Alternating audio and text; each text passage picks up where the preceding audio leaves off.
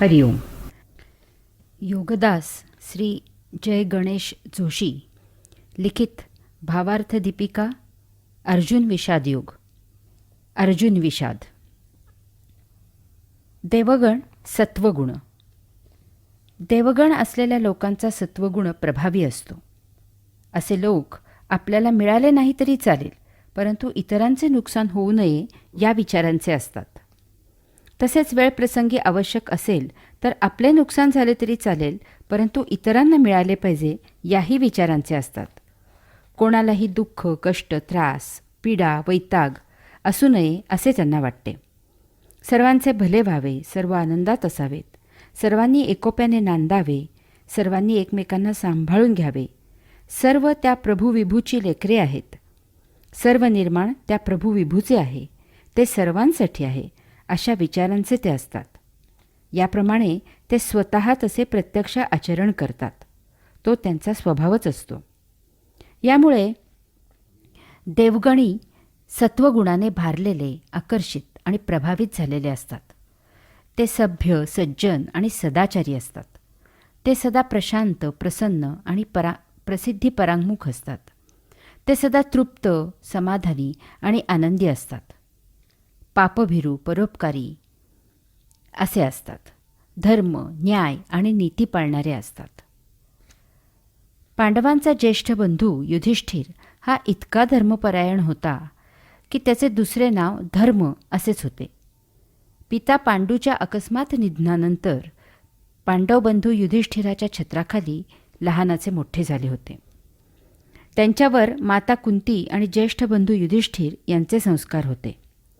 यामुळे अनेक प्रसंगी अन्यायाविरुद्ध बलाच्या, पराक्रमाच्या, शौर्याच्या जोरावर प्रतिकाराची पूर्ण क्षमता असूनही पांडवांनी सदा धर्माचेच पालन केले. यासाठी त्यांनी अपमान, अवहेलना, दुःख, कष्ट, त्रास, पीडा, वैताग इत्यादी सहन केला, परंतु धर्म सोडला नाही. यामुळे त्यांना शेवटपर्यंत श्रीकृष्णासारख्या परब्रह्म परमात्म्याचा संपूर्ण सक्रिय सहभाग मिळाला. सकृतदर्शनी कौरवांच्या बाजूला असलेल्या भीष्म पितामह, द्रोणाचार्य, विदुर यांचे मनःपूर्वक आशीर्वाद मिळाले. विशेष म्हणजे सर्वसामान्यजन यांचीही साथ त्यांना मिळाली. आपण चांगले तर जग चांगले याचा प्रत्यय आजही आपल्याला अनुभवायला मिळतो. कदाचित सुरुवातीला दुःखपीडा होते, परंतु त्या कसोटीमधून सात्विक योगिक आचरणाची आहुती दिली तर शेवट सर्वांमधून सुटका होते आणि आनंद प्राप्त होतो. अर्जुन विषाद योग. या अध्यायाला गीतेने अर्जुन विषाद योग असे विशेष नाम दिले आहे. नुसते विषाद योग असे सर्वनाम दिले नाही. याला खास कारण आहे. विषादाचा एक विशेष असा आहे की ज्या कारणाने विषाद होतो त्याच कारणाने त्याचा नाश होतो. येथे कार्यकारणभाव नसून फक्त कारणभाव आहे. प्रत्येक कार्याला त्याआधी काहीतरी कारण घडलेले असते आणि मग त्यामुळे कार्य घडते. कार्याला विविध कारणे असू शकतात. यामुळे त्याप्रमाणे विविध कार्य घडतात. याचा अर्थ असा आहे की कारण घडले नाही तर कार्य घडणार नाही. परंतु विषादाच्या बाबतीत काहीही कारण घडावे लागत नाही. विनाकारण हाच स्वभाव आणि वृत्ती असते. वृत्ती मुळातच असते. तेथे आणखी निराळे ते काय कारण घडणार? काहीही निमित्त लागत नाही. अशा व्यक्तींच्या सहवासात आल्यावर त्यांच्यामधील तम, रजस, सत्व याप्रमाणे त्यांचा राक्षसगण, मनुष्यगण, देवगण उद्दीपित होतो आणि त्याप्रमाणे कार्य घडते. कारण असो की नसो, तमोगुणी माणसाच्या सहवासात आलेल्याला त्याच्या शीघ्रकोपी राक्षसगणाचा चटका बसणारच. कारण असो किंवा नसो, रजोगुणी माणसाच्या सहवासात आलेल्याला त्याच्या लालची मनुष्यगणाची झळ बसणारच. कारण असो किंवा नसो, सत्वगुणी माणसाच्या सहवासात आलेल्याला त्याच्या परोपकारी देवगणाचा फायदा होणारच. मध्य पांडव अर्जुन हा देवगणामुळे सत्वगुणाने मुरलेला आहे. त्याच्या रंध्रारंध्रात देवगणामुळे सत्वगुण व्यापलेला आहे. त्याच्या नसेनसेत देवगणामुळे सत्वगुण भिनलेला आहे. सात्विकता, सज्जनता, धर्मपरायण हा त्याचा स्वभाव आहे. यामुळे कोणत्याही परिस्थितीत, कसल्याही प्रसंगी प्रत्येक वेळी अर्जुनाचा हा देवगणाने प्रभावित असलेला सत्वगुण आपोआप सहजच उफाळून येतो. याचा परिणाम म्हणून त्याचा प्रथमदर्शनी विचार, त्याची उत्स्फूर्त प्रतिक्रिया, त्याची सहजावृत्ती स्वाभाविकपणे त्याच्याही नकळत प्रतिक्षिप्त क्रिया म्हणून देवगणाने झाकोळलेली सत्वगुणी असते. आणि याचा परिणाम म्हणून अर्जुनाची क्रिया, कार्य, करणी ही मूलतः सुरुवातीला प्रथमदर्शनी जरी चूक असली तरी योग्य मार्गदर्शन मिळाले, परिसस्पर्श झाला, सुकाणूला सत्य दिशा मिळाली तर त्याचे रूपांतर योग साध्य करण्यात झाले. तथापि धृतराष्ट्राच्या तमोगुणाचे किंवा दुर्योधनाच्या रजोगुणाचे असे झाले नाही. त्या दोघांनाही बुजुर्गांच्या समुपदेश योग्य वेळी मिळाला होता, परंतु ते दोघे भरकटलेलेच राहिले.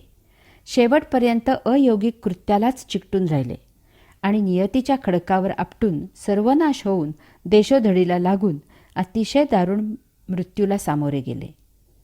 अशा प्रकारे विषाद जरी सर्वनामी असला, सर्वांना संधी जरी समान मिळाली, तरीही त्यामुळे सर्वांच्या विषादाचे रूपांतर योग साध्य होण्यात होत नाही, परंतु एखाद्या अर्जुनाच्या विषादाचाही परिणाम योग साध्य होण्यात होतो. हा संदेश सर्वसामान्यांना मिळावा म्हणून या अध्यायाला अर्जुन विषाद योग असे विशेष नाम दिले आहे. हरिओम. दुर्योधनाचा जन्मनाद. महाभारतकार लिहितात, दुर्योधन जन्माला आला तेव्हा तो जन्मतःच रडला नाही, तर गाढवाप्रमाणे मोठ्याने ओरडला. तो ओरडल्याबरोबर पंचक्रोशीतील गाढवे जणू त्याला प्रत्युत्तर म्हणून आनंद व्यक्त करण्यासाठी ओरडली. त्याबरोबर गिधाडे, कोल्हे, कावळे इत्यादींनी अक्षरशः धुमाकूळ घातला. चहूबाजूने सोसाट्याचे उष्ण वारे वाहू लागले. सारे वातावरण तप्त झाले. हे सर्व अघटित घडलेले पाहून धृतराष्ट्राच्या काळजाचा थरकाप झाला. त्याने भीष्म, विदुर, विद्वान, पंडित, पुरोहितांना बोलवून घेतले. जे घडले त्याची सर्वांजवळ चर्चा केली. त्यावेळी पुन्हा सर्व बाजूने घोर श्वापदांचा आक्रोश ऐकू आला. त्यावेळी विद्वान पंडित पुरोहित धृतराष्ट्राला म्हणाले, राजा, हा तुझा पुत्र कुलांगार होईल. याचा तू वेळीच त्याग कर. त्यामुळे तुझ्या कुळाचे स्वास्थ्य कायम राहील. यातच तुझ्या कुळाचे कल्याण आहे. परंतु तू जर त्यांचा सांभाळ केलास तर घोर अनर्थ होईल. शंख. शंखाबद्दल या लिखाणापुरती अगदी थोडक्यात माहिती पाहू. शंख हा नादांचा प्रतीक आहे. नाद याचे सविस्तर निरूपण आपण योगदासकृत भावार्थ दीपिका ज्ञानेश्वरी विषय प्रवेश यामध्ये पाहिले आहे. यामधील सर्व आवश्यक त्या 4 ओळी पुन्हा सांगतो. नाद हा मूलभूत पायाभूत ध्वनी असतो.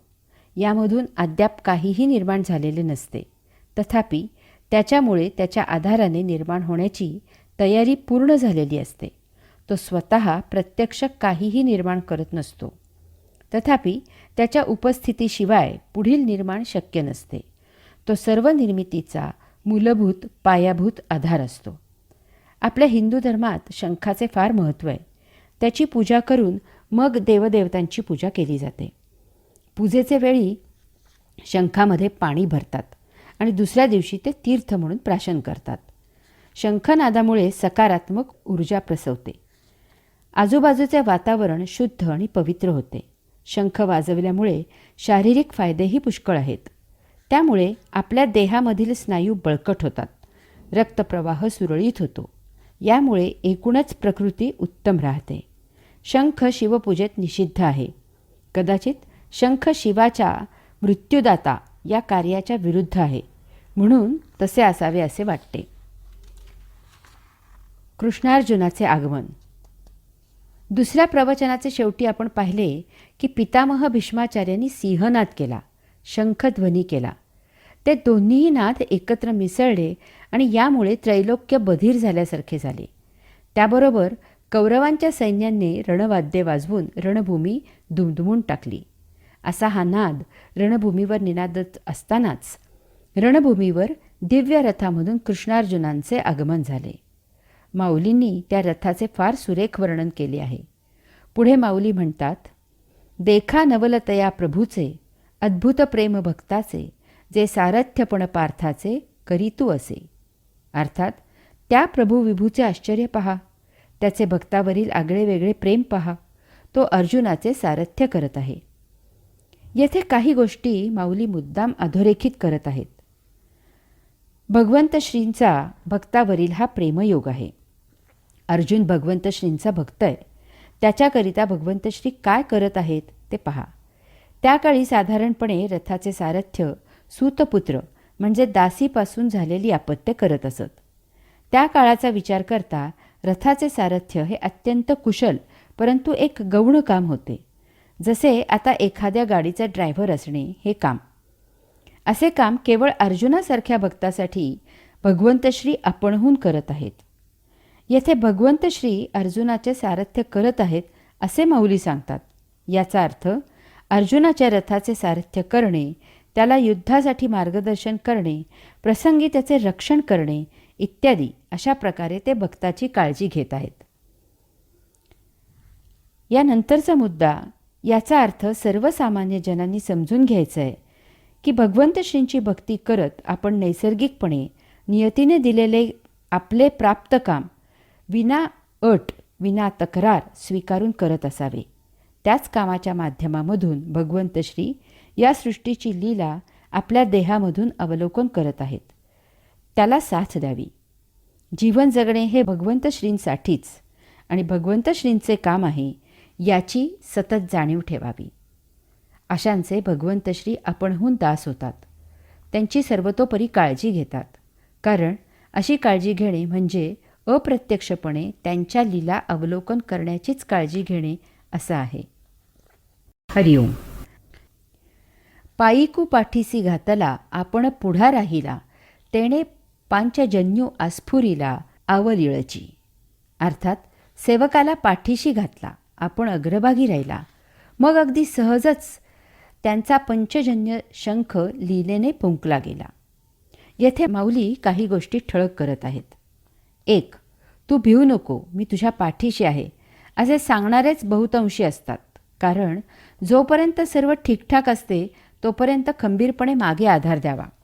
परंतु बाका प्रसंग आला की मागच्या मागे पसार व्हावे. आपल्याला तोशिष नको. भोजनभाऊ समारंभाचे पाहुणे सर्वच असतात, परंतु प्रसंगाचे शिलेदार फार फार थोडे असतात. 2. यास्तव आपला सद्गुरू साक्षात्कारी आहे याची खात्री करावी. असाच सद्गुरू उपदेश करण्यासाठी योग्य असतो.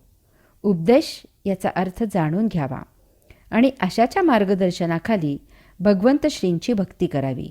ढोंग्यांची भक्ती करून आपले दुर्मिळ जीवन वाया घालवू नये. पैसा, प्रसिद्धी, प्रतिष्ठा यांच्या मागं लागलेल्यांना गुरु करून आपण भरकटू नये. 3. भगवंत श्रींनी रथावर सर्वात पुढची जागा घेतली आहे. भर रणांगणावर हाती शस्त्रास्त्र नसून घोड्यांसाठी असलेला फक्त चाबूक आहे. अर्जुनाला मागे घेऊन लढाई करायला भगवंत श्री दिशादर्शक झाले आहेत. त्यांनी वेळप्रसंगी रणांगणावर अर्जुनावर फेकलेली दिव्य अस्त्रे अर्जुनाचे रक्षणार्थ स्वतःच्या देहाची ढाल करून झेलली आहेत. 4. आता भगवंत श्रींच्या अंगी अर्जुनाचा रथाचे सारथ्य करणे, लढाईसाठी त्याला मार्गदर्शन करणे, त्याचे रक्षण करणे, धर्माला आणि न्यायनीतीला युद्ध जिंकून देणे इत्यादी असे हे कार्य इतके भिनले आहे की त्यांच्याकडून त्यांचा तो अद्भुत पांचजन्य शंख आपोआप उत्स्फूर्तपणे फुंकला गेला. अशा लीला भगवंत श्रींकडून आपोआप होत असतात. परितू महाघोषू थोरू, गरजतू असे गहिरू, जैसा उदेला लोपी दिनकरू नक्षत्राते. तैसे तुरबंबाळू भवते, कौरवदळी गाजत होते, ते हरपोनी नेणो केऊते, गेले तेथ. अर्थात परंतु सूर्योदय झाल्यावर जशी नक्षत्रे लोप पावतात तशी त्या शंखाच्या महानाद ध्वनीने कौरवांच्या सैन्यामध्ये होत असलेला वाद्यांचा गजर कोणीकडे नाहीसा झाला त्याचा पत्ता लागेना. कौरवांचे सेनापती भीष्म पितामहांनी प्रथम शंख फुंकला आहे, परंतु याप्रमाणे पांडवांच्या बाजूने त्यांचा सेनापती दृष्टद्युम्न याने शंख फुंकला नाही.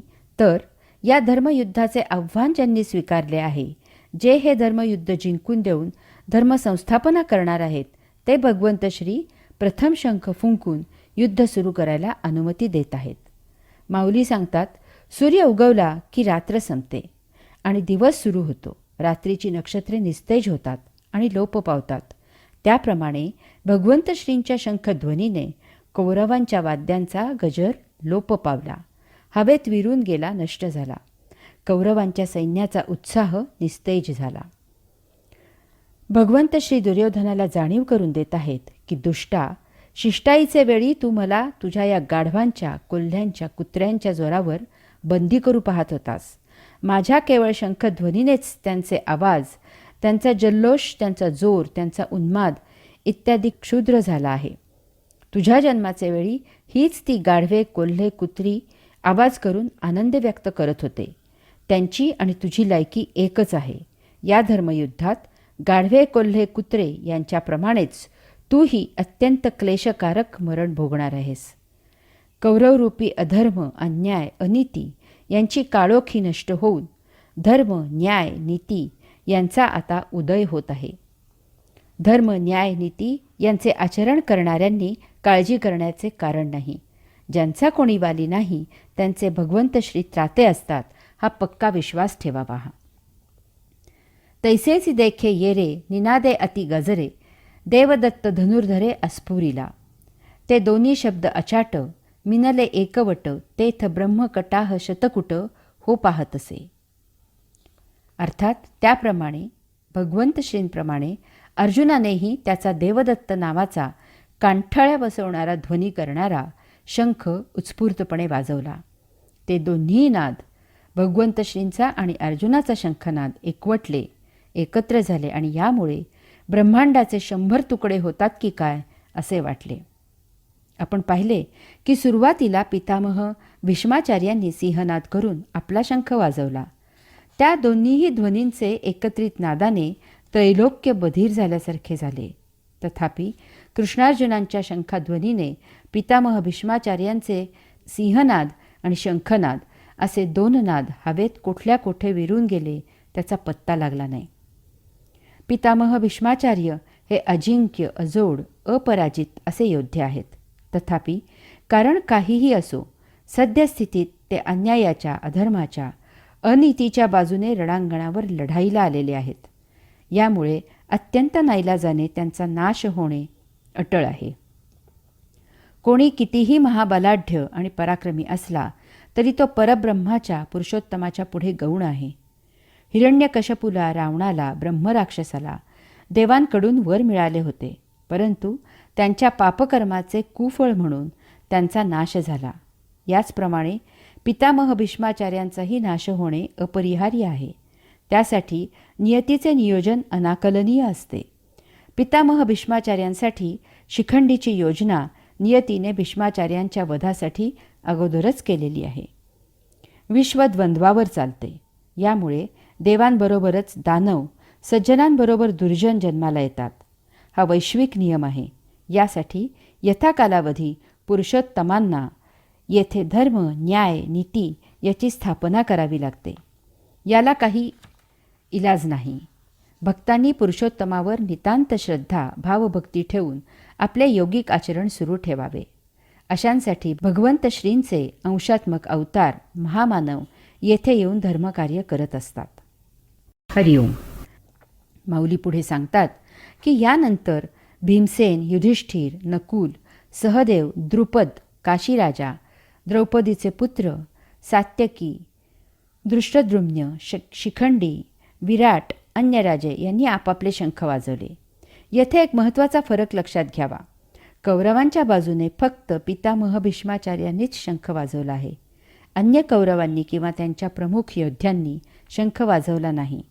तथापि कृष्णार्जुनांनी शंखध्वनी केल्यावर सर्व अन्य पांडवांनी आणि त्यांच्याकडील समस्त प्रमुख वीरांनी शंखनाद केला. आपण शंखाची या लिखाणाला अत्यावश्यक इतकी माहिती घेतली आहे. शंख पवित्र आहे, पूजनीय आहे, परंतु तो शिवपूजेत निषिद्ध आहे. कौरवांना ना कसले सुसंस्कार, ना पावित्र्याची चाड, ना शुची, ना सृजनाची गोडी.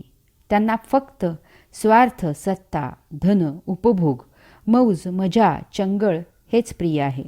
यासाठी सर्वांना प्रेमाने न जिंकता सत्तेच्या आणि शक्तीच्या जोरावर दहशत, धाक दाखवून सर्वांकडून सक्तीने सेवा करायला लावायचेच माहीत आहे. ते कसला शंखध्वनी करणार? कृष्णार्जुन, अन्य पांडव आणि त्यांच्याकडील सर्व प्रमुख योद्धे शंखनाद करून सर्वसामान्य जनतेला ग्वाही देत आश्वस्त करत आहेत की आता अन्यायाचे राज्य संपले, दुष्टांचा काळ भरला, धर्माचे, न्यायाचे आणि नीतीचे राज्य आता लवकरच सुरू होत आहे. परब्रह्माच्या, परमात्म्याच्या, पुरुषोत्तमाच्या छायेच्या प्रतिछायेत, ध्वनींच्या प्रतिध्वनीत, कृतीच्या प्रतिकृतीत इतकी ताकद, शक्ती, ऊर्जा असते की त्या योगे विश्वाचा कारभार सुनियोजित, सुरळीत, सुस्थितीत सुरू राहतो. येथे तर रणांगणावर प्रत्यक्ष परब्रह्म, परमात्मा, पुरुषोत्तम पूर्णावतार धारण करून उपस्थित झाला आहे. तेव्हा आता सर्वसामान्य प्रजेने काळजी करायचे कारण नाही. लवकरच येथे सुराज्याची स्थापना होणार आहे. माहुली पुढे सांगतात, हे सर्व पाहून अर्जुनाला अतिशय संतोष झाला. त्याने उत्सुकतेने सर्वांकडे एक कटाक्ष टाकला आणि आपले गांडीव धनुष्य सहजच लीलया उचलले आणि त्यावेळी अर्जुन म्हणत असे, देवा, आता झडकरी रथू पेलावा, नेऊनी मध्ये लावावा दोही दळा. जव मी नावेक, हे सकळ वीर सैनिक, न्याहाळीन अशेख झुंज तेजे. अर्थात त्यावेळी अर्जुन भगवंत श्रींना म्हणाला, आता आपला रथ लवकर नेऊन दोन्ही सैन्यांच्या मध्ये उभा करा, म्हणजे युद्धाला इच्छुक असलेल्या या सर्व वीर सैनिकांना मी क्षणभर न्याहाळीन. येथे दोन भावांमधील, दोन संस्कारांमधील, दोन प्रवृत्तींमधील, तम, रज आणि सत्व या मनुष्याच्या स्वाभाविक गुणामधील, राक्षस, मनुष्य आणि देवगण या मानवाच्या संचितानुसार उपजत गणांमधील हा महाभयावह फरक लक्षात घ्या. युद्ध सुरू होण्याआधी दुर्योधनानेही सैनिकांचे निरीक्षण केले आणि अर्जुनानेही सैनिकांचे निरीक्षण केले, परंतु दुर्योधनाने स्वतःच्या एकाच बाजूला उभे राहून दोन्ही सैनिकांचे निरीक्षण केले आणि त्याच्या पराक्रमांचे वर्णन केले. ते करताना तो म्हणतो की पांडव महापराक्रमी आहेत हे मान्य, तथापि आम्हीही काही कमी नाही, आमच्याकडे त्यांच्याही पेक्षा वरचढ योद्धे आहेत. दुर्योधनाचे हे निरीक्षण एककल्ली आहे, एकाच बाजूला झुकलेले आहे, न्यायाच्या तत्वांना हरताळ फासणारे आहे. यात समतोल बुद्धी, विचार, विवेक नाही. यामुळे त्यामधून अहंकार बाहेर आला आहे. हा त्याचा मीपणाच त्याच्या घाताला कारणीभूत झाला आहे. त्याला स्वतःचीच शुद्ध बुद्ध नाही, तो इतरांचा विचार कसा करणार? यामुळे कुत्रा जसा ट्रकवर धावून जातो तसा हा आगीत उडी मारायला उतावीळ झाला आहे. यामुळे तो प्रजेला न्यायाचे, धर्माचे, नीतीचे राज्य देऊ शकला नाही. तथापि अर्जुनाने भगवंत श्रींना रथ दोन्ही सैन्यांच्या मध्यभागी उभा करायला सांगितला आहे. येथे दोन्ही बाजूंचा विचार, विवेक आणि तारतम्य आहे. यामुळे कृतीआधी संयम राखला गेला आहे. येथे आतताईपणा केला जात नाही. येथे समतोल आहे. स्वतःप्रमाणेच अन्यांचा पण विचार केला आहे. यामुळे त्याच्याकडून धर्म, न्याय, नीती याचा आदर राखला गेला आहे. त्याने एकदम युद्धाला सुरुवात केली नाही. सर्वांनी एकमताने विचार करून जरी युद्ध करावे असे ठरवले असले तरीही प्रत्यक्ष सुरू करताना पुन्हा एकदा खुंटी तपासून पाहण्याची बुद्धी, विवेक, संयम, तारतम्य त्याच्याकडे आहे. अर्जुन भक्तियोगामधील प्रेमयोगही प्राप्त झालेला आहे. त्यामुळे त्याचे जसे भगवंत श्रींवर प्रेम आहे तसेच त्याच भगवंत श्रींच्या तमाम लेकरांवरही प्रेम आहे. तो एक जाणता राजा आहे. यामुळे त्याला प्रजेची काळजी आहे. त्याला स्वतःच्या पराक्रमाची, शौर्याची, शस्त्रास्त्रांच्या विद्येची जाणीव आहे. आपण युद्ध केले तर काय होऊ शकते त्याची त्याला जाण आहे आणि यामुळे शस्त्र वापरण्यापूर्वीच त्याच्या परिणामांचा तो विचार करत आहे. हरिओम. हेच युद्धभूमीवर गीता सांगण्याचे प्रयोजन आहे. हाच कलाटणी देणारा मुद्दा आहे. हाच वैचारिक क्रांती घडवणारा क्षण आहे. It is a turning point. देवगणाने प्रभावित असलेल्या सत्वगुणी अर्जुनाची बौद्धिक, वैचारिक आणि सुसंस्कारित बैठक कशी आहे पहा. अर्जुनाने अशी इच्छा व्यक्त करता क्षणी भगवंत श्रींनी रथ दोन्ही सैन्यांच्या मध्ये उभा केला. रथ स्थिर होताच अर्जुन त्या दोन्ही सैन्यांकडे मोठ्या उत्सुकतेने पाहू लागला. परंतु त्याची संभ्रमावस्था झाली. यानंतर त्या तशा संभ्रमावस्थेत भगवंत श्रींजवळ झालेल्या अर्जुनाच्या संभाषणाचे वर्णन माऊली करतात. मग देवा म्हणे देख देख, हे गोत्र गुरु अशेख, तब कृष्णमनी नावेक विस्मो जाहला. अर्थात मग भगवंत श्रींना तो म्हणाला, पहा पहा, हे तर आमचेच आप्त स्वकीय गुरु आहेत. ते ऐकून भगवंत श्रींना क्षणभर आश्चर्य वाटले. अर्जुन प्रत्यक्ष युद्धभूमीवर लढाईला आलेला आहे. समोर शत्रू युद्धासाठी तयार झालेला आहे. शंखनाद रणवाद्य यांचा गजर निनादला आहे. आता लढाईला सुरुवात करायची आहे. अशा वेळी पांडवांकडील सर्वात प्रमुख योद्धा, ज्याच्यावर युद्ध जिंकण्याची पांडवांची भिस्त आहे, ज्याने आत्तापर्यंत अनेक युद्ध लढली आहेत आणि सर्वच्या सर्व जिंकली आहेत, ज्याला लढाई, युद्धभूमी, त्यावरील संहार नवीन नाही, असा तो अर्जुन आता ऐनवेळी म्हणत आहे की रणांगणावर आमचेच आप्तस्वकीय गुरु आहेत. हे महाविचित्र आहे. युद्धभूमीवर समोर आलेला फक्त शत्रू म्हणूनच ओळखायचा आहे. तेथे अन्य कसलेली नाती, गोते, संबंध नाहीत. तेथे कोणीही आप्त नाही आणि स्वकीय नाही आणि गुरुही नाही. समोर फक्त आणि फक्त शत्रू आहे. त्याला कसेही करून नामोहरम करायचे आहे. प्रसंगी त्याला ठार करायचं आहे. येथे जराही कसलीही किंचितही दया, माया, क्षमा, शांती नाही. येथे युद्ध जिंकणे एवढे एकच कर्तव्य करायचे आहे. परंतु अर्जुन ऐन युद्धप्रसंगी काहीतरी भलतेच युद्धभूमीवर वीराला अशोभनीय असे बोलत आहे. या भावभावना आहेत. भावभावना मानसिक असतात. त्या केव्हा कशा कोठे उफाळून येतील आणि आपला कब्जा घेतील याचा काहीही नेम नाही. यामुळे भगवंत श्रींना महाविस्मय, आश्चर्य वाटले आहे. त्यांनी ओळखले की अर्जुनाच्या मनात काहीतरी विचित्र खळबळ माजली आहे. ती बाहेर येणे आवश्यक आहे, कारण अशा मानसिक अवस्थेत तो पूर्ण क्षमतेने युद्ध करू शकणार नाही. युद्ध सुरू झाल्यावर मध्येच काही विघ्न यायला नको. यास्तव भगवंत श्री शांतपणे मौन राहिले आणि हा त्यांचा लाडका शिष्य सखा अर्जुन काय काय सांगतो हे ते लक्षपूर्वक ऐकण्याची भूमिका त्यांनी स्वीकारली. यानंतर अर्जुनाने भगवंत श्रींना जे सांगितले त्याचा थोडक्यात गोषवारा असा आहे. 1. देवा, मी सर्व सैन्य पाहिले. येथे तर माझेच सर्व आप्त स्वकीय गोत्रज एकमेकांशी युद्ध करून एकमेकांना ठार करायला उत्सुक झालेले आहेत. 2. यांच्याशी युद्ध कसे करावे, माझे मन आणि बुद्धी अस्थिर झाली आहे. 3. मला काही सुचेनासे झाले आहे. माझ्या अंगाला कापरे भरले आहे. घशाला कोरड पडली आहे. गात्रे शिथिल झाली आहेत. अंगावर काटा आला आहे. अंगाचा दाह झाला आहे. गांडीव धनुष्य धरण्यासाठी हात ढिला झाला आहे आणि ते माझ्या हातून केव्हा गळून पडेल ते मलाही समजले नाही. 4. वज्राहूनही कठीण आणि निष्ठुर असलेले माझे हृदय आप्तजनांबद्दल मोहाने व्यापले आहे. 5.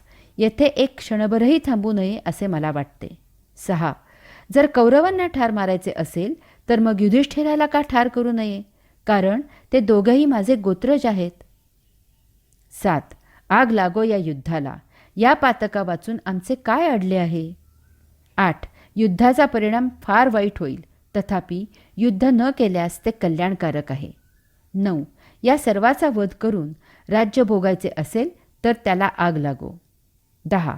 हे असले सुख उपभोगण्याऐवजी आम्ही त्याविना दुःख सोसू. 11. या सर्वांचा घात करून राज्य उपभोगावे असे माझ्या स्वप्नातही येणार नाही. 12. कुळाने स्वकीयांचा संहार करावा यासाठीच कुळामध्ये पुत्रप्राप्तीची इच्छा करतात का. 13. कुळाने पराक्रम करावा, आपले जीवन खर्च करावे आणि त्याचा वडीलधाऱ्यांनी उपभोग घ्यावा, याऐवजी आम्ही यांचे अहित चिंतित आहोत. 14. हे समोर असलेले आपल्या कुटुंबियांवर पाणी सोडून तलवारीच्या धारेवर आपले प्राण ठेवून येथे मरायला आले आहेत. यांना कसे मारावे. 15. पितामह भीष्म, गुरु द्रोण, मेहुणे, सासरे, मामा, बंधू, पुत्र, नातू, आप्त, स्वकीय यांना मारण्याचा विचारही महापाप आहे. 16. त्यांनी आम्हाला ठार मारले तरी यांचा घात मी करणार नाही. 17. त्रिभुवनाचे निष्कंटक राज्य जरी मिळाले तरी मी असे अनुचित कर्म करणार नाही. 18. कुलक्षय केला तर आमच्या पुण्याचा लवलेशही उरणार नाही, यामुळे आम्ही तुला दुरावू. 19. कौरवांना हे समजत नाही, परंतु आम्ही हे सर्व जाणतो. 20. कुलक्षय झाला की कुलीन स्त्रिया वाममार्गाला लागतात. 21. कुलक्षय करून ज्या शरीराने उपभोग घ्यायचा ते शरीर तर नाशिवंत आहे. शूर, वीर, अपराजित अशा अर्जुनाला या सर्वांबद्दल करुणा निर्माण झाली. त्याला आप्त स्वकीयांबद्दल दयेचा पाझर फुटला. त्याला त्याच्या जीवाचा मोह झाला. यामुळे त्याचे धैर्य निघून गेले. त्याला त्याची वीरवृत्ती सोडून गेली. अशा प्रकारे आता जरी कौरवांनी आपल्यावर शस्त्र उगारले तरी तेच त्यांच्यासाठी चांगले आहे असे म्हणून अर्जुनाने रथामधून खाली उडी टाकली आणि निःशस्त्र होऊन तो तेथे दुःखाश्रू गाळत बसून राहिला. हाच तो अर्जुनाचा विषाद आहे. हरिओम. आपण विषादाचा अर्थ पहिल्या प्रवचनात पाहिला आहे. विषाद म्हणजे उत्साह नष्ट होणे, निराश होणे, वैफल्य येणे इत्यादी. याचे अन्यही अर्थ आहेत. मूर्खपणा, दुःख इत्यादी. याचा सुप्त अर्थ असा आहे की विषाद होण्यापूर्वी येथे उत्साह होता, आशा होती, फलाची आसक्ती, अपेक्षा आणि इच्छा होती. तसेच येथे शहाणपण होते, सुख होते. काही कारण घडले आणि त्याचे निराकरण होण्यापूर्वी त्यामधून विषाद निर्माण झाला. कारण काय घडले यापेक्षा त्यामधून विषाद निर्माण झाला हे महत्त्वाचे. त्याने प्रत्यक्ष आचरणाचा कब्जा घेतला आणि या सर्वांवर बोळा फिरला. जे होते त्याच्याबरोबर विरुद्ध चित्र निर्माण झाले. यामुळे विषाद हा मनाचा प्रांत आहे. येथे भावभावनांचा प्रश्न आहे. भावभावना विषादाला कारणीभूत आहेत. याचा अर्थ हा कल्पनांचा, रसास्वादाचा, साहित्याचा, वाङ्मयाचा आणि म्हणून हा काव्यशास्त्र आनंद याचाही विषय आहे. या उन्मत्त कौरवांना अन्य भाषा समजत नाही. यांनी बालपणी आपल्याला ठार करायचा प्रयत्न केला आहे. कौरवांनी द्रौपदीच्या केलेल्या विटंबनेचे प्रायश्चित्त या नीच कौरवांना द्यायलाच पाहिजे. यांनी कपटाने द्यूत खेळून आपल्याला वनवास आणि अज्ञातवास भोगायला लावला आहे. आपले धर्माने प्राप्त राज्य हे अन्यायाने गिळंकृत करत आहेत इत्यादी.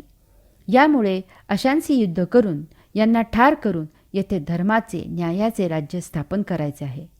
अशा विचाराने प्रेरित होऊन मोठ्या उत्साहाने राज्य मिळवण्यासाठी युद्ध जिंकायचेच अशा अपेक्षेने प्रत्यक्ष युद्धभूमीवर तसा आचार करायला प्रविष्ट झालेला हा अपराजित जगज्जेता अर्जुन आता म्हणतो की मला युद्धच करायचे नाही. याचा अर्थ त्याचा युद्ध करायचा उत्साह नष्ट झाला आहे. तो स्वजनांच्या मोहाने निराश झाला आहे. तो वैफल्यग्रस्त झाला आहे. हा त्याचा मूर्खपणा आहे. वैचारिक गोंधळ होऊन तो दुःखी झाला आहे. त्याने जे काही करायचे म्हणून संकल्प सोडला होता त्याच्याबरोबर विरुद्ध घटना आता येथे घडली आहे. त्याच्यामध्ये विषादाची सर्व लक्षणे दिसत आहेत. तथापि त्याचा विषाद देवगणाने व्यापलेला सत्वगुणी आहे. जन्मांध असलेल्या धृतराष्ट्राला स्वतः काहीही न करता आयतेच पांडवांचे राज्य हडप करायचे आहे. यासाठी त्याने पांडवांच्या बालपणापासून अनेक प्रयत्न केले. हा राक्षसगणाला व्यापलेला तमोगुण आहे. परंतु ते सर्व निष्फळ झाले. यामुळे त्याला विषाद झाला. दुर्योधनाला पांडवांचे राज्य गिळंकृत करायचे आहे. यासाठी त्याने प्रत्यक्ष बरेच प्रयत्न केले. कपटाने द्यूत खेळून पांडवांना देशोधडीला लावले, परंतु सर्व व्यर्थ झाले. आता निकराची शेवटची लढाई सुरू झाली आहे. यात त्याला पराक्रम गाजवून जिंकण्याची उर्मी आहे. हा मनुष्यगणाला व्यापलेला रजोगुण आहे. परंतु एकंदरीत सर्व पाहता युद्ध जिंकणे शक्य नाही अशी त्याला आता खंत निर्माण झाली आहे. यामुळे त्याला विषाद झाला आहे. परंतु या सर्व पार्श्वभूमीवर अर्जुनाचा विषाद पूर्ण निराळा, आगळा वेगळा आहे. हे पाहून प्रत्यक्ष भगवंत श्रीही स्तिमित झाले आहेत. परंतु ते काहीही व्यक्त झाले नाहीत. हा काय म्हणतो हे ऐकण्याची भूमिका त्यांनी घेतली. कारण देवगण असलेल्या सत्वगुणींना विषाद सहसा होण्याचे कारण नसते. ते मुळातच अगदी सहजच यथायोग्य तीच कृती करत असतात. हा त्यांचा स्थायी स्वभावच असतो. यामुळे कृती करू लागल्यावर त्याविरुद्ध विचार उद्भवणे, या आयत्या वेळी उलट प्रकाराच्या विचाराप्रमाणे प्रत्यक्ष आचार करणे हा अशांच्या स्वभावी नसते. ते त्यांच्या कमकुवतपणाचे लक्षण असते. यामुळे योग्य मार्गदर्शनाने हा विषाद दूर सारणे शक्य असते. अर्जुनाचा विषाद देवगणाला व्यापलेला सत्वगुण आहे. अर्जुनाच्या विषादाची कारणे धृतराष्ट्राच्या आणि दुर्योधनाच्या विषादापेक्षा भिन्न आहेत, फार उच्च आहेत. हा विषाद एका सज्जनाचा आहे. अर्जुन कसा विचार करत आहे ते पाहूया. 1. या लढाईमुळे दोन्ही बाजूकडील सर्वसामान्य सैनिक मरण पावणार आहेत. येथे 18 अक्षौहिणी सैन्य जमा झाले आहे. 1 अक्षौहिणी सैन्य म्हणजे 21,21,870 रथ, 21,870 हत्ती, 65,610 घोडे आणि 1,09,350 पायदळ. यावरून विचार करावा की या लढाईत किती जीव ठार होणार आहेत. हे सर्व सैनिक आपल्या कुटुंबियांना तलवारीच्या धारेवर ओवाळून येथे मरण्यासाठी आलेले आहेत. यांनी काय केले आमचे? आम्हीच राज्याच्या हव्यासाने या सैनिकांच्या बायका आणि मुले यांना पोरके करायला उद्युक्त झालेले आहोत. अशा विधवा बायका या समाजाच्या वासनेच्या शिकार होतात. मुले भिकेला लागतात आणि वाममार्गाला लागतात. 2. दोन्ही बाजूनी एकमेकांचे नातेवाईक, आप्त, इष्ट, सगे, सोयरे, वडील, काका, मामा, मुले, आजोबा, नातवंडे, पतवंडे, पणतू हे आहेत. हे सर्व आपलेच वंश संपवायला उतावीळ झाले आहेत. नाती टिकवण्यासाठी असतात की नष्ट करण्यासाठी असतात? 3. आमचे पितामह भीष्माचार्य, ज्यांनी आम्हाला आपल्या खांद्यावरून लहानाचे मोठे केले, त्यांना आम्ही ठार करावे यासाठी का? की आम्ही त्यांच्या वृद्धापकाळात त्यांची सेवा करावी, शुश्रूषा करावी, काळजी घ्यावी, त्यांना वृद्धापकाळी आधार द्यावा यासाठी? 4. द्रोणाचार्य आमचे गुरु आहेत. त्यांनी आम्हाला अस्त्र, शस्त्र, विद्या शिकवली. ती त्यांनाच ठार करण्यासाठी शिकवली का? 5. या लढाईत हत्ती, घोडे, खेचरे इत्यादी प्राण्यांची हत्या होणार आहे. या बिचाऱ्या मुक्या जीवांनी आमचे काय वाईट केले आहे? 6. या लढाईत युद्धाची फार मोठी शस्त्रसामुग्री नष्ट होणार आहे. सर्वांचा विध्वंस होणार आहे. कशासाठी हे सर्व? 7. हे राज्य न मिळाल्याने आमचे असे काय अडले आहे? 8. यात सर्वात महत्त्वाचे म्हणजे अशा प्रकारे संहार आणि विध्वंस केला तर पाप लागेल आणि अशा पाप्यांपासून भगवंत श्री दूर जातील हा विचारही मला सतावत आहे. आम्हाला भगवंत श्रींच्या अत्यंत दुर्मिळ सहवासापुढे सर्व तुच्छ, क्षुद्र, हीन आहे. अशा प्रकारे अर्जुन विचार करत आहे आणि यामुळे त्याचं मन उद्विग्न झालं आहे. त्याला काय करावं, कसं करावं ते उमजेनासं झालं आहे. तो विषण्ण झाला आहे. जळो, मरो, आग लागो या भौतिक लोभ प्रलोभनांना, असं त्याला वाटत आहे. हरिओम. युद्धाला येतानाचा अर्जुन आणि आता समरणांगणावर आप्तेष्टांना पाहिल्यावरचा अर्जुन यामध्ये बरोबर विरुद्ध फरक झाला आहे. यामुळे हा अर्जुनाचा विषाद आहे.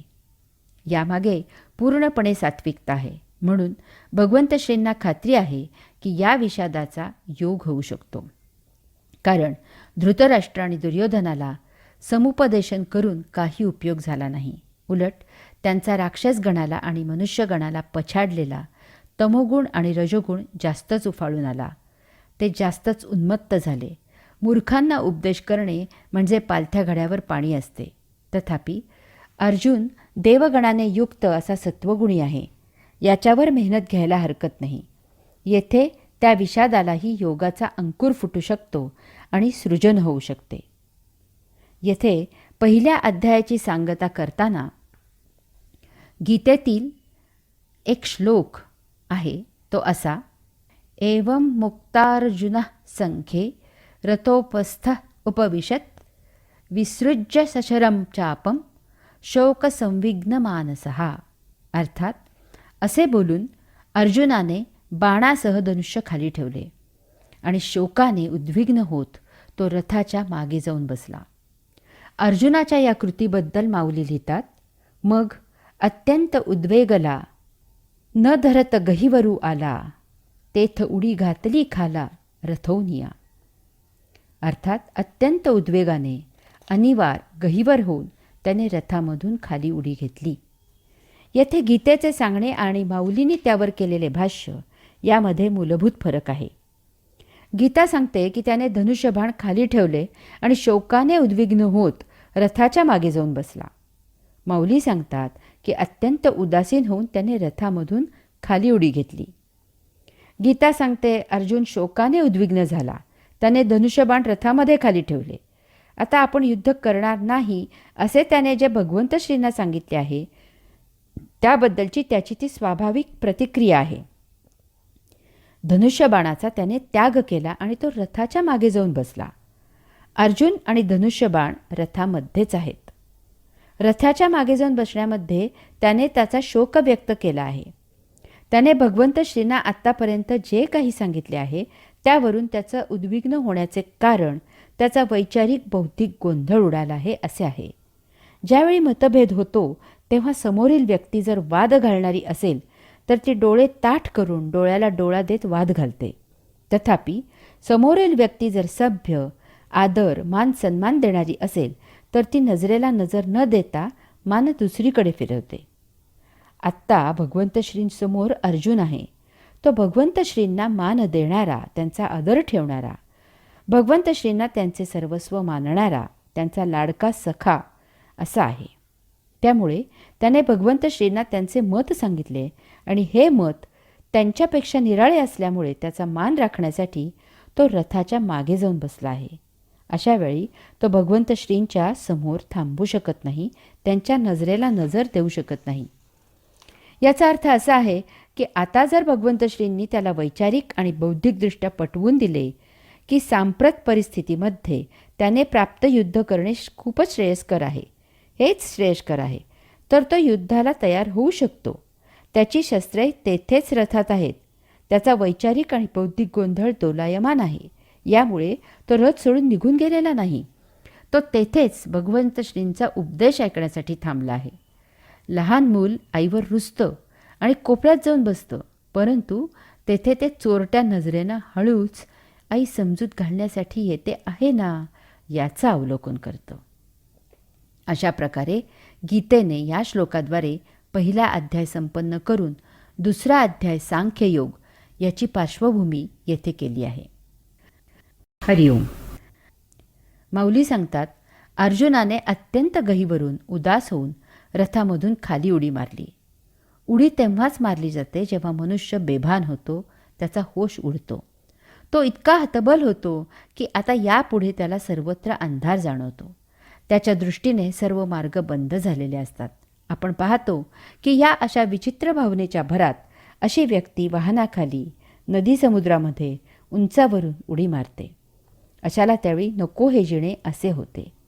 हे असे होणे ही सुद्धा नैराश्य असे म्हणा त्याला, परंतु एक प्रकारची भावना आहे.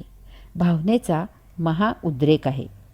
येथे सुद्धा माऊलींनी वापरलेला एक शब्द अधोरेखित करण्यासारखा आहे आणि तो म्हणजे उदास. उदास म्हणजे उद अधिक आस, उच्च आसन, उच्च जागा.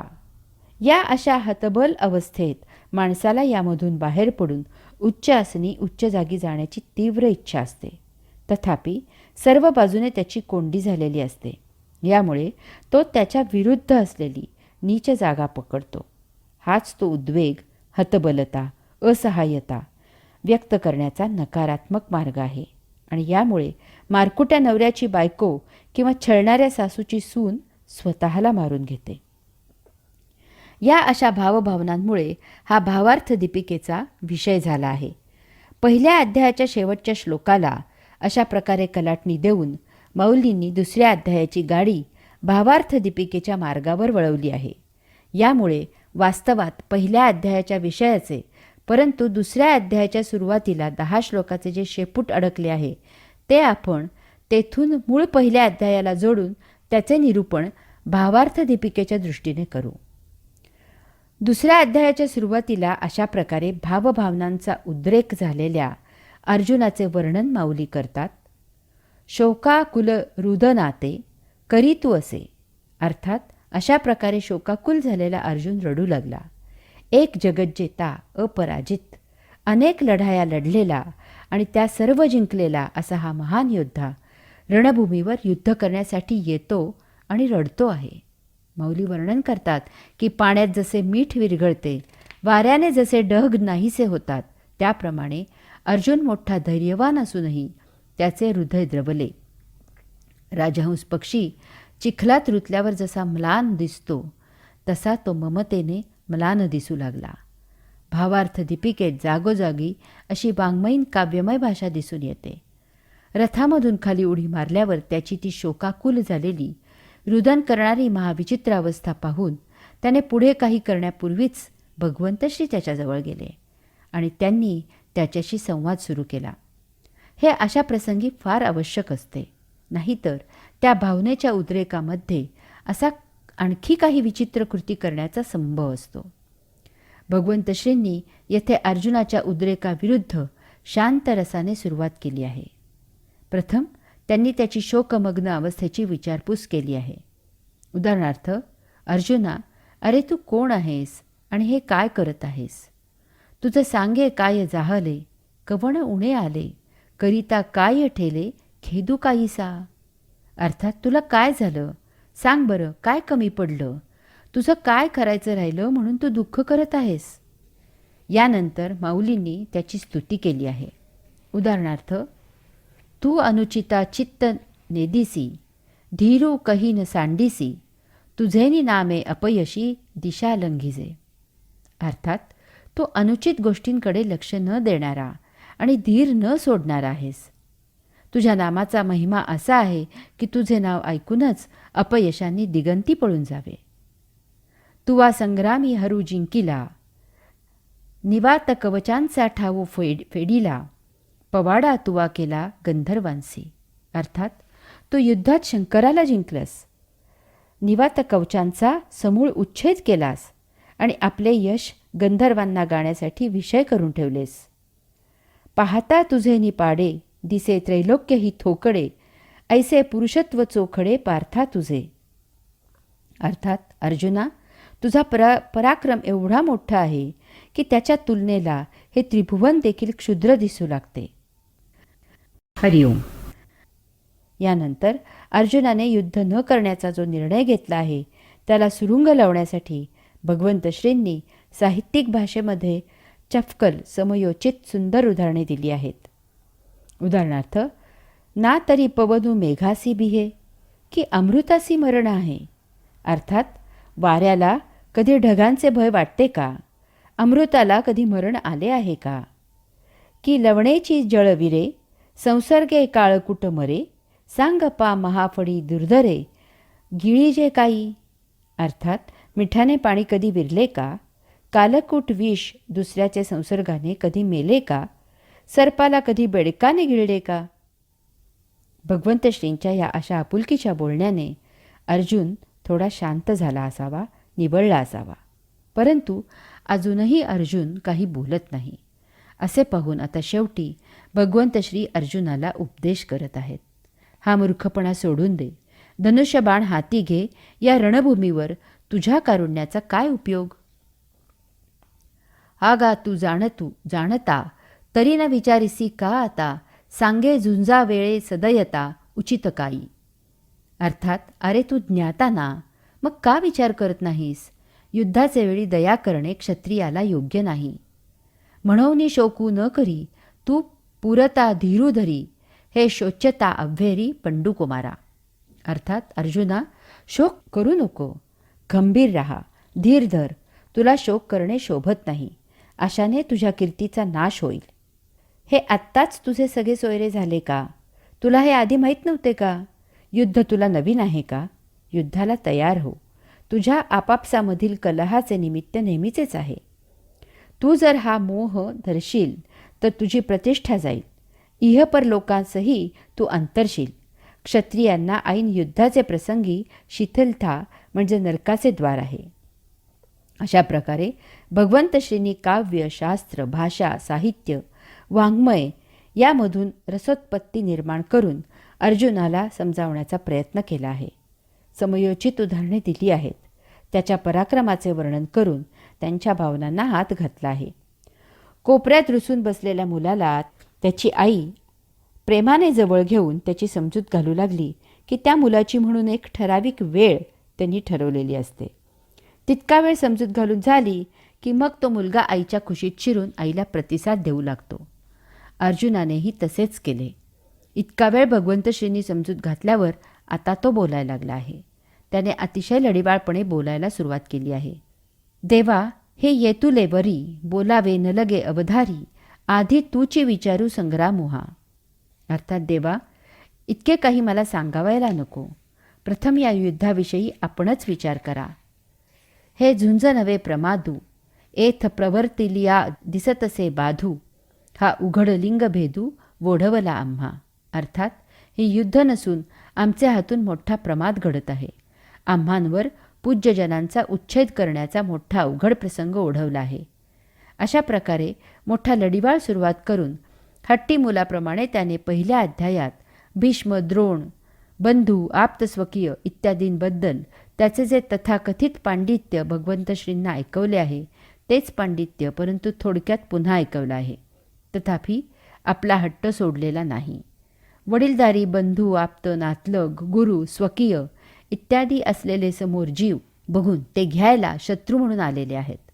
कोणत्याही क्षणी युद्ध सुरू होईल आणि हे पांडवांचा आणि आपल्या बाजूने लढाईला आलेल्या भावंडांचा, नातलगांचा, आप्तांचा, सर्वसामान्य सैनिकांचा प्राण घेतील याचा आता काहीही भरोसा राहिलेला नाही.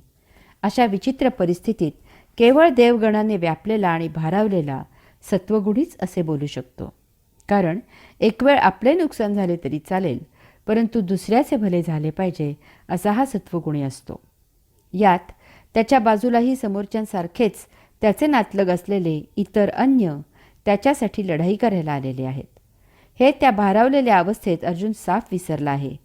सत्वगुणी जेव्हा परोपकार करतो किंवा निस्पृहता दाखवतो तेव्हा त्याला त्याच्यावर अवलंबून असलेल्या त्याच्या स्वतःच्या कुटुंबियांची आठवण होत नाही. येथेही माऊलींनी अर्जुनाचे मुखी मोठी साहित्यिक, काव्यमय भाषा, उपमांची चपखल उदाहरणे इत्यादी दिली आहेत. यामधून त्याच्या युद्ध न करण्याच्या निर्णयाला रसास्वाद दिला आहे. उदाहरणार्थ, द्रोणाचार्यांच्या बाबतीत अर्जुन म्हणतो, देवा समुद्र गंभीर ऐकिजे, वरी तोही आहाच देखिजे, परी क्षोभू मनी नेणीजे द्रोणाचिये. अर्थात, देवा, समुद्र गंभीर आहे असे ऐकतो, तथापि तोही असा वरवरच गंभीर भासतो, परंतु या द्रोणाचार्यांच्या मनाला कधी क्षोभ माहितीच नाही. हे अपार जे गगन, वरी तयाही होईल मान, परी अगाध भले गहन हृदय यांचे. अर्थात, हे आकाश अमर्याद आहे खरे, त्याचेही मोजपाप होईल, परंतु त्यांचे हृदय अत्यंत गहन आणि खोल आहे.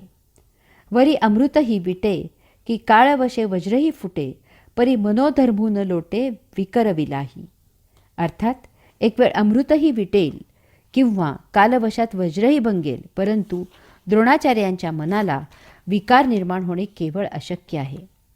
स्नेह लागी माये, म्हणिपे ते किरू होये, परी कृपा ते मूर्त आहे द्रोणी इये. अर्थात, ममता आईनेच करावी असे म्हणतात ते खरे आहे, परंतु या द्रोणाचार्यांच्या ठिकाणी ती तर मूर्तिमंत आहे. द्रोणाचार्य म्हणजे दयेचे माहेरघर, सर्व गुणांचे भांडार आणि विद्येचा अमर्याद सागर आहेत. अशांना मारून राज्यसुख घ्यावे अशी गोष्ट प्राणावर बेतले तरी मनातही येणार नाही. यापेक्षा भीक मागितलेली बरी, देहत्याग केलेला बरा किंवा गिरीकंदरी राहावे हे चांगले. त्याच्या रक्ताने माखलेले भोग हे कसे कवटाळायचे. इतके बोलूनही भगवंत श्री काहीच बोलत नाहीत, त्याच्याकडे लक्ष देत नाहीत असे पाहून अर्जुनाने प्रेमभक्तीचे बोलणे सुरू केले. हरिओम. माऊली वर्णन करतात, आम्ही काय करणे योग्य आहे हे विचार करूनही सुचत नाही, कारण या मोहामुळे माझे चित्त व्याकुळ झाले आहे. डोळ्यापुढे अंधार आल्यावर पुढचे काही दिसत नाही, मग जवळ असलेली वस्तूही दिसत नाही. देवा, तैसे मज जाहले, जे मन हे भ्रांती ग्रासले, आता काय हित आपुले तेही नेणे. अर्थात, देवा, तसे मला झाले आहे, कारण माझे मन भ्रांतीने ग्रासले आहे. आता आपले हित कशात आहे हे मला समजेनासे झाले आहे. तरी श्रीकृष्णा, तुवा जाणावे, निकेतेक आम्हा सांगावे, जे सखा सर्वस्व आघवे आम्हासी तू. अर्थात, म्हणून श्रीकृष्णा, तू विचार करून योग्य ते आम्हाला सांग, कारण आमचा सखा, आमचे सर्व काही तूच आहेस. तूच आमचा गुरु, पिता, इष्टदेवता, संकटाच्या वेळी आमचे रक्षण करणारा तूच आहेस. कृष्णा, आईने मुलाचा त्याग केला तर ते कसे जगेल? त्याप्रमाणे देवा, तूच एक आम्हाला सर्वतोपरी आहेस. मी तुला आता सांगितलेले तुला मान्य नसेल, तसेच ते धर्माच्या विरुद्ध असेल तर ते आता मला त्वरित सांग. समोर समस्त कौरव पाहून मनामध्ये जो शोक निर्माण झाला आहे तो तुझ्या उपदेशाशिवाय अन्य कशानेही नष्ट होणारा नाही. जैसी बीजे सर्वथा आहाळली, ती सुक्षेत्री जरी पेरिली, तरी न विरूढ ती संचिली आवडे तैसी. अर्थात ज्याप्रमाणे पूर्ण भाजलेले बी सुपीक जमिनीत पेरले आणि त्याला हवे तितके पाणी जरी घातले तरी त्याला अंकुर फुटणार नाही. ना तरी आयुष्य पुरले आहे, तरी औषधे काही नोहे, एथ एकची उपेगा जाये परमामृत. अर्थात आयुष्य संपले असले की औषधाने काही उपयोग होत नाही, तेथे एक परमामृताचाच उपयोग होतो. त्याप्रमाणे माझ्या मोहित बुद्धीला राज्यलोभाचे प्रलोभनही उत्तेजित करू शकणार नाही. यावेळी हे कृपानिधे, तुझी कृपाच माझा आधार आहे. परंतु पुन्हा काय झाले कळायला मार्ग नाही, कारण आपल्या विचारांचे पुरते मढे झाले आहे आणि त्याला संजीवनी श्रीकृष्ण केवळ तुझेच देवत्व देऊ शकते असे सांगणारा अर्जुन भगवंत श्रींना म्हणाला, परंतु आता तुम्ही मला काहीही उपदेश करू नका, माझी समजूत मुळीच घालू नका, मी मुळीच युद्ध करणार नाही असे पुन्हा एकदा सांगून ठाम सांगून तो मौन झाला. याचे भगवंत श्रींना फारच विस्मय वाटला. इतका वेळ अर्जवे करणारा अर्जुन शेवटी असे का म्हणाला? परंतु हाही प्रेमभक्तीचाच एक भाग आहे. मूल रुसले तर त्याची समजूत घालून आई त्याला लाडू द्यायला लागली तर ते लटक्या रुसव्याने आईला म्हणते की काही लाडू बिडू देऊ नको मला. तसेच अर्जुनाचे झाले आहे. ती जगज्जननी हे ओळखून आहे.